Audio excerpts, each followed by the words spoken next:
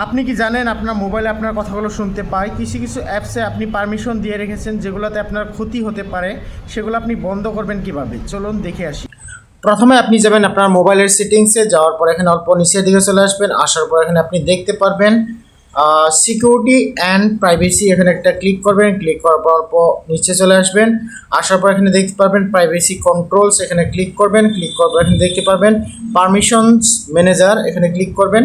Permission ম্যানেজারে click করার পর এখানে নিচের দিকে চলে আসবেন, দেখতে পারবেন মাইক্রোফোন, এখানে একটা ক্লিক করবেন। ক্লিক করার পর এখানে দেখতে পারবেন যেগুলোতে আপনি পারমিশন দিয়েছেন এখানে কিন্তু শো করবে এগুলা। তো এখান থেকে আপনি যেটা বন্ধ করতে চাচ্ছেন সেখানে আপনি ক্লিক করবেন।